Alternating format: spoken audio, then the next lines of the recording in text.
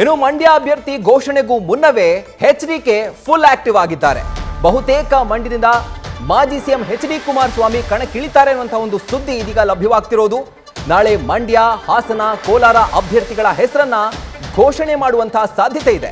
ಇನ್ನು ಅಭ್ಯರ್ಥಿ ಘೋಷಣೆಗೂ ಮುನ್ನ ಯಾವ್ಯಾವ ಗೊಂದಲ ಇದೆಯೋ ಆ ಎಲ್ಲಾ ಗೊಂದಲವನ್ನ ಬಗೆಹರಿಸಿಕೊಳ್ಳೋಕೆ ಎಚ್ಡಿಕೆ ಯತ್ನವನ್ನ ಮಾಡ್ತಿರೋದು.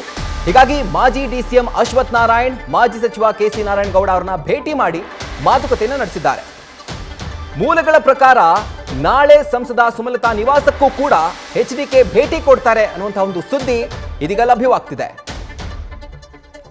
3 ಕ್ಷೇತ್ರಗಳಿಗೆ ಮಂಡ್ಯ, ಹಾಸನ, ಕೋಲಾರ 3 ಕ್ಷೇತ್ರಗಳಿಗೆ ಜೆಡಿಎಸ್ ಕ್ಯಾಂಡಿಡೇಟ್ ಅಫಿಷಿಯಲ್ ಆಗಿ ಇನ್ನೂ ಕೂಡ ಅನೌನ್ಸ್ ಆಗಿಲ್ಲ. ನಾಳೆ ಆಗಬಹುದು ಅನ್ನುವಂತಹ ಒಂದು ಸಾಧ್ಯತೆ ಇದೆ. ಅದಕ್ಕೂ ಮುನ್ನವೇ ತಾವೇ ಅಭ್ಯರ್ಥಿ ಅಂತ ಸುಳಿವು ಕೊಟ್ಟಿರುವಂತಹ ಎಚ್ಡಿಕೆ ಅವರು ಇವತ್ತು ಡಾಕ್ಟರ್ ಸಿ.ಎನ್. ಅಶ್ವಥ್ ನಾರಾಯಣ್ ಮನೆಗೆ, ಜೊತೆಗೆ ಒಂದು ಕಾಲದಲ್ಲಿ ಜೆಡಿಎಸ್ ಅಲ್ಲಿ ಇದ್ದು ಈಗ ಬಿಜೆಪಿಗೆ ಹೋಗಿ ಸಚಿವರಾಗಿ ಮತ್ತೆ ಸೋತಿರುವಂತಹ ನಾರಾಯಣಗೌಡ ಅವರ ಮನೆಗೂ ಕೂಡ ಎಚ್ಡಿಕೆ ಭೇಟಿಯನ್ನ ಕೊಟ್ಟಿದ್ದಾರೆ. ಇರುವಂತಹ ಗೊಂದಲ ಎಲ್ಲವನ್ನು ಕೂಡ ಬಗೆಹರಿಸಿ ಎಲ್ಲರೂ ಬಿಜೆಪಿ ಜೆಡಿಎಸ್ ನಾಯಕರು ಒಟ್ಟಾಗಿ ಲೋಕಸಮರಕ್ಕೆ ಹೋಗಬೇಕು ಅನ್ನುವಂಥದ್ದು ಎಚ್ಡಿಕೆ ಅವರ ಯೋಚನೆ ಆಗಿದೆ.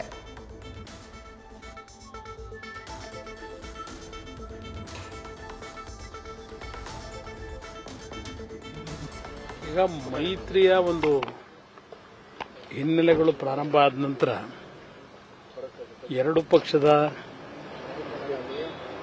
ಮುಖಂಡರುಗಳಲ್ಲಿ ಒಂದು ವಿಶ್ವಾಸದ ಒಂದು ವಾತಾವರಣಗಳು ನಿರ್ಮಾಣ ಏನಾಗಬೇಕಾಗಿದೆ. ಇವತ್ತು ನಮ್ಮೆಲ್ಲರ ಗುರಿ ಇರತಕ್ಕಂಥದ್ದು ಈಗಿನ ಲೋಕಸಭಾ ಚುನಾವಣೆ. ಆ ದೃಷ್ಟಿಯಿಂದ ಬಿಜೆಪಿಯ ಸ್ನೇಹಿತರುಗಳು ನನ್ನ ಹಳೆ ಸ್ನೇಹಿತರುಗಳೇ ಇಲ್ಲ.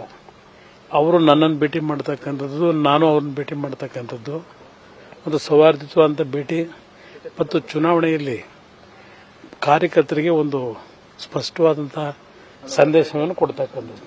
ಆ ನಿಟ್ಟಿನಲ್ಲಿ ಇವತ್ತು ಅಶ್ವಥ್ ನಾರಾಯಣ್ ಅವರು ನಾವೆಲ್ಲ ಒಟ್ಟಾಗಿ ಏನು ಕೆಲಸ ಮಾಡಿದ್ದೇವೆ ಹಿಂದಿನ ದಿನಗಳಲ್ಲೂ, ಇವತ್ತು ಒಂದು ಸೌಹಾರ್ದಯುತವಾದಂಥ ಭೇಟಿ, ಮುಂದಿನ ಚುನಾವಣಾ ದೃಷ್ಟಿಯಿಂದ ಕೆಲವು ವಿಷಯಗಳನ್ನು ಚರ್ಚೆ ಮಾಡಲಿಕ್ಕೆ ಬಂದಿದ್ದೇನೆ. ಸರ್, 3 ಕ್ಷೇತ್ರದ ಟಿಕೆಟ್ ಈಗಾಗಲೇ ಮಧ್ಯಾಹ್ನ ಎಲ್ಲ ವಿಷಯ ಹೇಳಿದ್ದೇನೆ. ನಾಳೆ ದಿನ ಸ್ಪಷ್ಟವಾಗಿ 3 ಅಭ್ಯರ್ಥಿಗಳ ಹೆಸರುಗಳು ಪ್ರಕಟ ಆಗುತ್ತೆ. ಮಂಡ್ಯದಿಂದ ತಾವೇ ಅಂತ ಹೇಳಲಾಗ್ತಾ ಇದೆ, ಆದ್ರೆ ಅಧಿಕೃತವಾಗಿ ಇನ್ನೂ ಕೂಡ ಘೋಷಣೆ ನಾಳೆ ಹೇಳ್ತೇನೆ. ಹೆಚ್ಚು ಕಡಿಮೆ ನಿಮಗೆ ಅದರ ಸಂಪೂರ್ಣ ಮಾಹಿತಿ ಸಿಕ್ಕಿದೆ. ಅಧಿಕೃತವಾಗಿ ಬೇಕು, ಅಧಿಕೃತವಾಗಿ ನಾಳೆ ಕೊಡ್ತೇನೆ. ಸುಮಲತಾ ಅವರು ಏನಾದ್ರು ಸರ್ ಎಲ್ಲರನ್ನೂ ಭೇಟಿ ಮಾಡ್ತೀನಿ. ಭೇಟಿ ಮಾಡಬೇಕಾದಂಥದ್ದು ಚುನಾವಣಾ ಸಂದರ್ಭದಲ್ಲಿ ಈಗ ಏನೋ ಒಂದು ವಿಶ್ವಾಸಗಳಿರ್ತದೆ, ವಿಶ್ವಾಸ ಕೊರತೆ ಇರತಕ್ಕಂಥ ಸರಿಪಡಿಸ್ಕೊಳ್ಳಲಿಕ್ಕೆ ಇವತ್ತು ಭೇಟಿ ಮಾಡಬೇಕಂತ ಪರಿಸ್ಥಿತಿಯಲ್ಲಿ ಭೇಟಿ ಮಾಡ್ತೀನಿ.